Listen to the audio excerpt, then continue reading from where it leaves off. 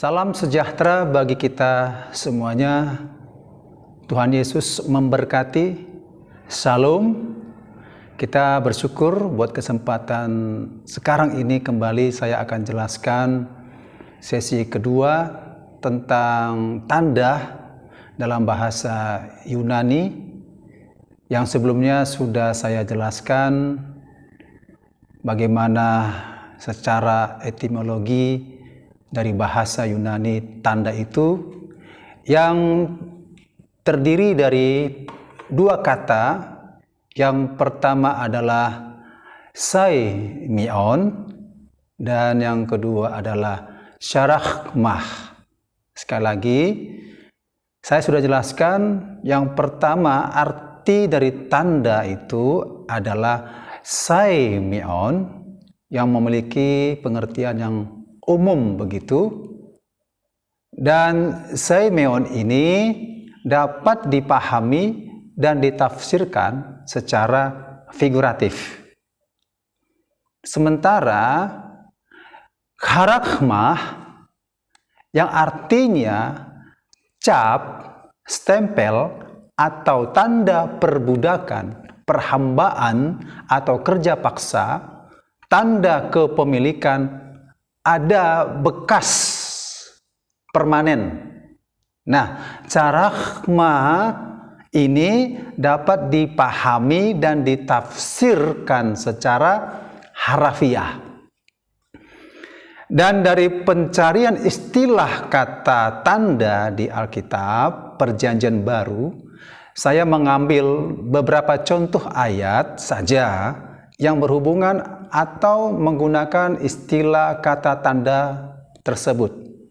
Dalam bahasa Yunani, saimion yaitu Matius 24 ayat 3, Matius 24 ayat 30, Markus 16 ayat 17, Lukas 11 ayat 29, Lukas 21 ayat 25, Yohanes 2 ayat 18, Yohanes 6 ayat 26, Roma 4 ayat 11, Wahyu 12 ayat 1, Wahyu 15 ayat 1. Di situ tanda terjemahan bahasa Yunani adalah saimion. Nah, dalam bahasa Yunani charachmah ditemukan di ayat Wahyu 13 ayat 16 sampai 17, Wahyu 14 ayat 9, Wahyu 14 ayat 11, Wahyu 16 ayat 2, Wahyu 19 ayat 20, Wahyu 20 ayat 4. Nah, topik sekarang ini yang perlu kita pahami bersama-sama adalah apa tujuan atau fungsi dari tanda antikristus itu diberikan kepada manusia. Sekali lagi, yang dibahas saat ini adalah apa tujuan dan fungsi tanda antikristus itu diberikan kepada manusia. Nah, sebelum penjelasan selanjutnya, untuk mengerti hal itu, mari kita baca kitab Wahyu 13 ayat 16 sampai 18 dari berbagai versi ya, selain daripada terjemahan baru sebagai pembacaan yang formal yang biasa dipakai umat Kristen pada umumnya. Tapi ada versi-versi yang lain yang perlu kita mengerti untuk menggali, mengeksplorasi begitu ya, mencari arti sesungguhnya sampai persis mengena kepada arti dan maknanya begitu. Nah, dalam Wahyu 13 ayat 16 versi terjemahan lama berkata demikian, dan ia membuat sekalian orang kecil, besar, kaya, miskin, merdeka atau hamba, supaya semuanya itu diberi suatu tanda di tangan kanannya, atau ada kata atau di dahinya. Oke, ada diberikan suatu tanda, begitu ya. Nah, di Wahyu 13 ayat 16 versi mudah dibaca, binatang kedua memaksa semua orang, kecil atau besar, kaya atau miskin, yang bebas atau hamba, untuk mempunyai sebuah tanda pada tangan kanannya atau pada dahinya. Di situ tercatat sebuah tanda. Nah, kemudian di Wahyu 13 ayat 16 versi Alkitab yang terbuka. Dan ia menyebabkan semua orang, yang kecil atau besar, yang kaya atau miskin, budak atau orang merdeka, diberi satu tanda pada tangan kanan atau pada dahinya. Yang perlu kita ketahui di sini, supaya mengena kepada arti makna tanda itu apa sesungguhnya secara harfiah, di situ tertulis suatu tanda, sebuah tanda, satu tanda. Secara harfiah ini dimaksud ada bentuk fisik, begitu ya. Ada bendanya, Perlu kita pahami dan kita ketahui istilah yang digunakan suatu tanda, sebuah tanda, ataupun di situ tertulis satu tanda. Secara harfiah dimaksud ada bendanya, begitu. Nah, di Wahyu 13 ayat 17, kita akan mulai ayat 16 sampai 18 ya, berarti kita baca ayat 17. Di Wahyu 13 ayat 17 versi firman Allah yang hidup. Tanpa tanda itu yang berupa nama makhluk itu atau nomor kode namanya, tidak seorang pun dapat memperoleh pekerjaan atau membeli sesuatu. Ada perkataan di situ nama makhluk dan ada tercantum di situ nomor kodenya. Kode dari namanya, begitu. Nah, dalam Wahyu 13 ayat 18 versi mudah dibaca, ayat ini mengatakan begini ya. Mereka yang bijaksana dapat menemukan arti bilangan binatang itu. Itu membutuhkan hikmat. Bilangan itu nama seseorang, yaitu 666.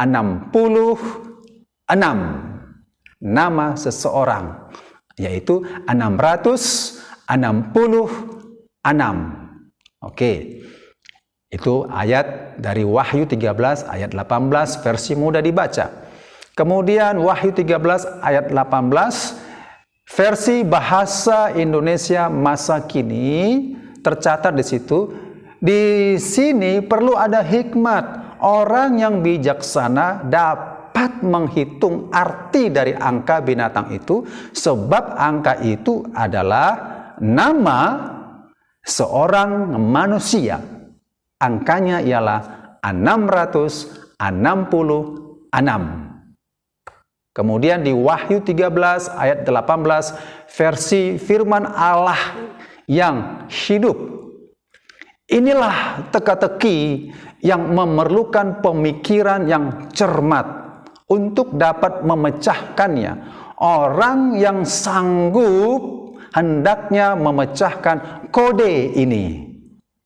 Huruf-huruf dalam namanya itu masing-masing mempunyai nilai bilangan, dan jumlah nilai bilangan itu ialah 666.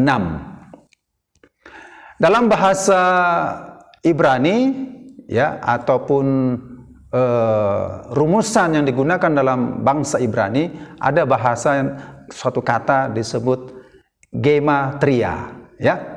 Gematria itu adalah suatu rumusan menemukan angka-angka dari huruf-huruf abjad Ibrani ya, ditulis begitu, maka menemukan angka-angka.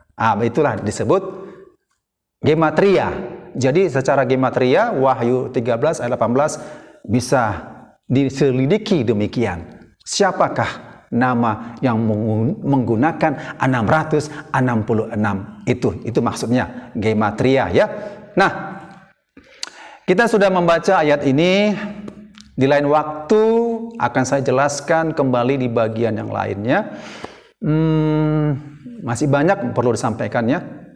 Dan juga pada penjelasan sebelumnya tentang tanda sudah juga kita baca ya, ayat-ayat yang berhubungan dengan penjelasan yang akan dibahas hari ini.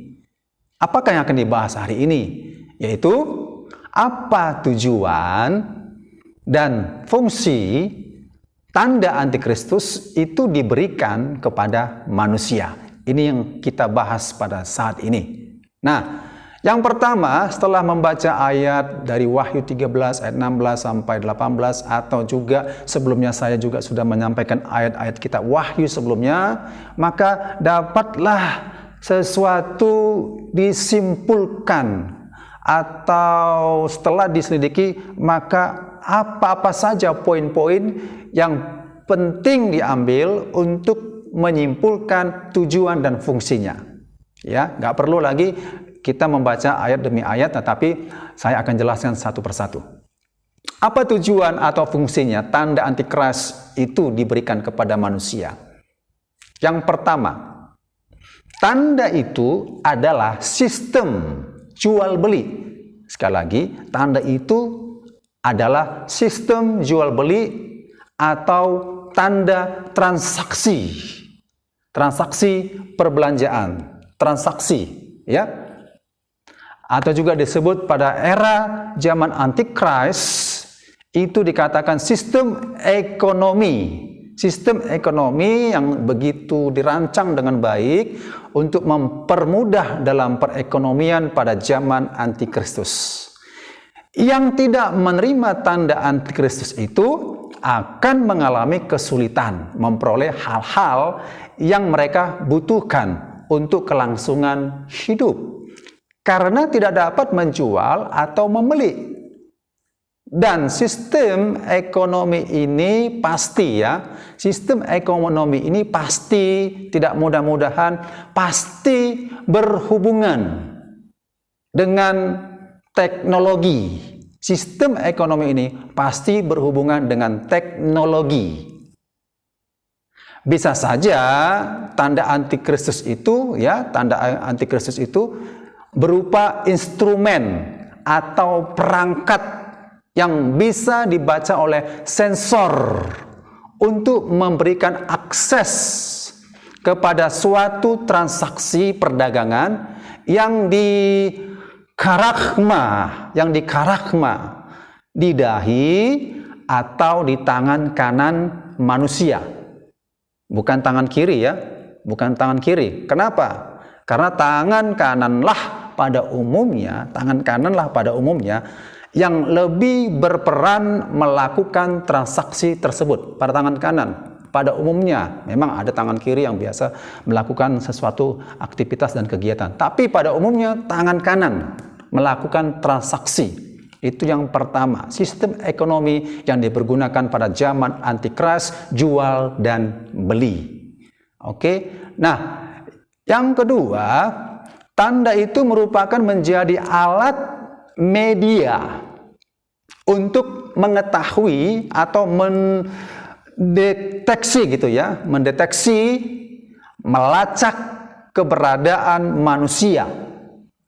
Pada zaman itu ya, tanda itu merupakan menjadi alat media untuk mengetahui atau mendeteksi, melacak keberadaan manusia, sehingga penguasa antikristus itu ini menjadi pribadi yang maha tahu.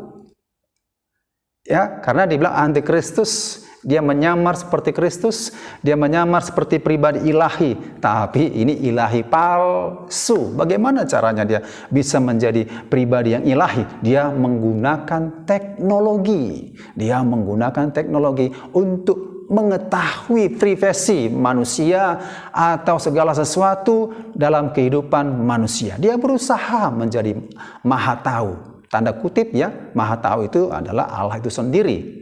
Nah, tanda itu dipergunakan. Yang ketiga, tanda itu merupakan tanda kepemilikan. Matrai, charachma. Charachma itu ya kalau diperhatikan seorang memiliki ternak ya, mereka punya cap sebagai tanda kepemilikan.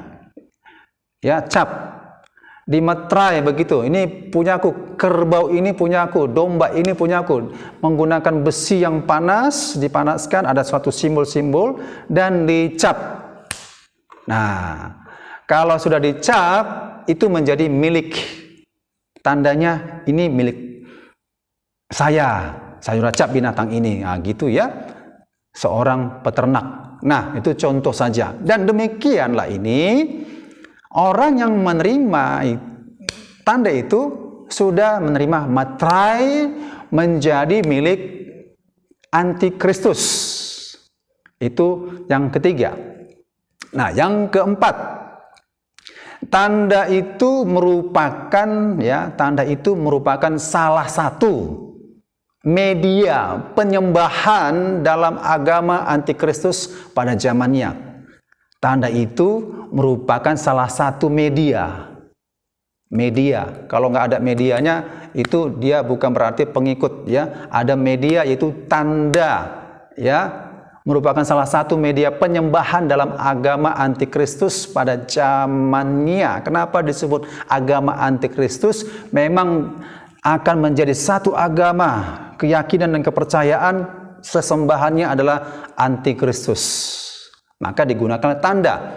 Nah, ada dua bentuk harafiah media yang digunakan pada saat itu. Dua media digunakan untuk melakukan pemujaan, penyembahan kepada antikris agama tersebut. Ya, yang pertama patung, ya, ingat ada patung dan juga tanda, bukan menggunakan atau tapi dan. Patung dan tanda di kitab Wahyu sebelumnya sudah diterangkan ya, kita baca bersama-sama. Ada patung dan tanda, dan tentunya ada juga pengakuan imannya. Setiap agama-agama pasti tentunya ada pengakuan imannya. Kalau Kristen ada namanya disebut pengakuan iman rasuli. Agama lain juga punya pengakuan imannya, keyakinannya tentang agama tersebut. Demikian nanti pada zaman Antikris mempunyai pengakuan iman. Karena ya kalau menjadi pengikut suatu agama tentunya ada pengakuan imannya. Demikian juga pada zaman Antikristus menjadi suatu bentuk agama yang disebut agama antikristus ya, agama ada pengakuannya iman mereka yang mau mengikut dan percaya kepada sesembahan antikristus. Nah, kita harus mengetahui yang menjadi personifikasi kuasa gelap di kitab Wahyu adalah binatang yang pertama adalah personifikasi dari sistem politik anti Tuhan. Kitab Wahyu kan ada disebut binatang pertama dan makhluk yang kedua, begitu ya. Binatang yang pertama adalah personifikasi dari sistem politik anti Tuhan. Itu yang pertama. Dan makhluk yang kedua adalah personifikasi dari sistem agama anti Tuhan. Itu makhluk kedua, personifikasi sistem agama anti Tuhan, maka disebut agama antikristus. Ya, disebut agama antikristus, itu personifikasinya makhluk yang kedua. Nah, saya jelaskan selanjutnya ya mengenai tanda tersebut. Jika tanda antikristus di dahi atau di tangan kanan itu hanya sebatas ditafsirkan secara figuratif, yaitu dahi adalah mengartikan pikiran, ya, dahi pikiran, tangan adalah mengartikan perbuatan. Tafsiran ini, ya, saya memahaminya, tafsiran ini menjadi rancu karena ada kesan dipaksa harus seperti itu, maksud makna artinya harus seperti itu. Memang di kitab yang lain, ya, Perjanjian Lama, Tefilim gitu, ya, kita fokus kemari aja supaya jangan melebar, ya. Nah, kita fokus pemahaman ini. Menurut tafsiran figuratif, tanda di tangan itu adalah perbuatan-perbuatan kita. Tanda di dahi itu adalah pikiran-pikiran kita. Nah, saya katakan itu rancu penafsirannya. Memang tidak salah makna secara figuratifnya itu, tapi untuk ayat ini ayat ini menjelaskan ayat Wahyu 13 ayat 16 17 ini rancu. Kenapa saya katakan rancu? Demikian, ya. Coba kita perhatikan seksama. Ya. Tapi perlu diketahui, ya, yang berbuat dosa itu bukan saja pikiran. Oke? Yang berbuat dosa itu bukan saja perbuatan. Yang berbuat dosa itu juga adalah perkataan. Nah, artinya begini, dosa ada 3 yang dilakukan oleh manusia, yaitu yang pertama dosa pikiran, dahi, dosa pikiran, dahi, dosa perbuatan, tangan, dosa perbuatan, tangan, dosa perkataan, mulut, ya, mulut, dosa perkataan, mulut. Jadi ada dahi, ada tangan, ada mulut. Nah, yang saya maksud di sini adalah bila di Wahyu 13 ayat 16 ayat 17 yang dimaksud itu adalah tangan adalah perbuatan, dahi adalah pikiran, tapi di ayat itu, ya, hanya menunjukkan tangan dan dahi. Tidak ada satu paket dikatakan tanda di tangan, tanda di dahi, tanda di mulut. Kalau memang itu figuratif untuk menjelaskan ayat itu harus komplit, ada tanda di tangan, ada tanda di dahi, ada tanda di mulut, lengkap. Dosa perbuatan, dosa pikiran, dosa perkataan. Nah, ini supaya kita mengerti apa yang dimaksud tafsiran figuratif dan tafsiran harafiah. Jadi, jika tanda antikristus itu tidak kelihatan, ya, tidak kelihatan, maka tidak ada manusia yang bisa melihatnya. Dan oleh karena itu perdagangan akan berjalan seperti biasa. Ya, seperti biasa. Saya pada zaman itu ya bisa menjual dan beli karena nggak ada tanda yang dapat dilihat begitu.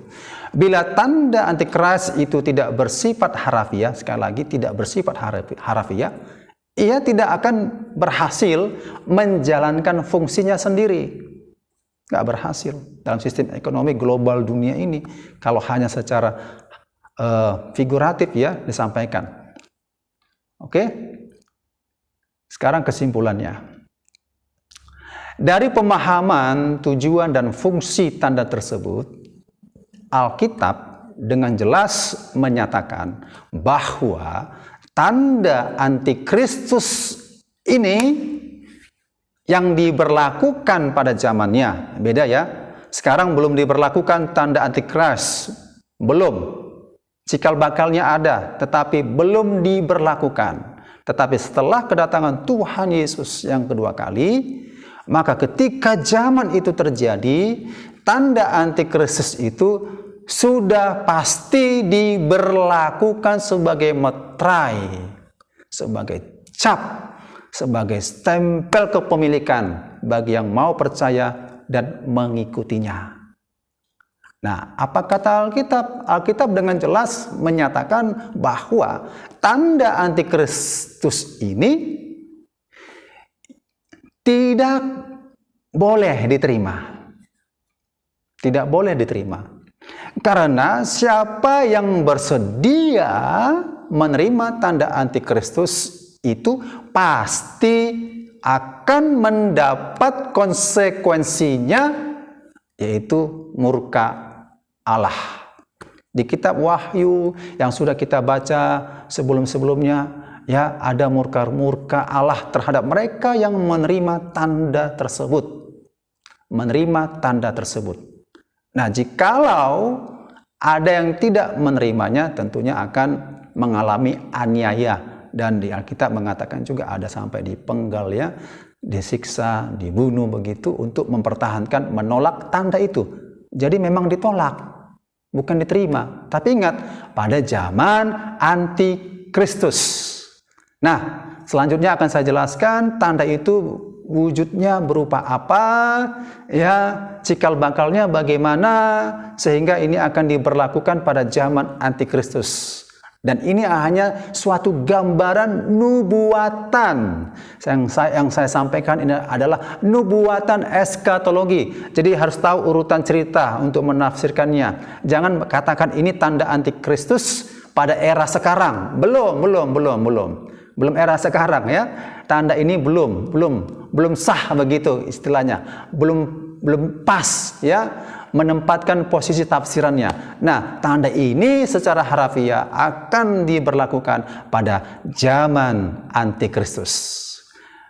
Baik, demikian penjelasan saya pada kesempatan hari ini mengenai karakma, apa tujuan dan fungsinya untuk dipergunakan bagi manusia, yang diberikan kepada manusia secara paksa supaya diterima. Bukan berarti, ya, kalau pingsan dia diberikan tanda itu belum sah, karena dipaksa sampai ada pengakuan iman. Ya, ingat, ya, dipaksa sampai ada pengakuan iman baru diberikan tanda tersebut. Sebelum tidak ada pengakuan dengan mulut, maka tanda itu belum bisa dimateraikan kepada seseorang. Pilihan mau terima atau menolak. Kalau menolak, pasti ada risiko nyawa lah taruhannya. Ya, jadi ini singkatnya saya sampaikan tentang fungsi, ya, daripada tanda yang diberikan kepada manusia dan juga tujuannya. Demikian penjelasan dari saya. Di lain waktu kesempatan saya akan jelaskan topik mengenai Wahyu 13 ayat 16 sampai 18 ini. Tuhan Yesus memberkati. Shalom. Haleluya.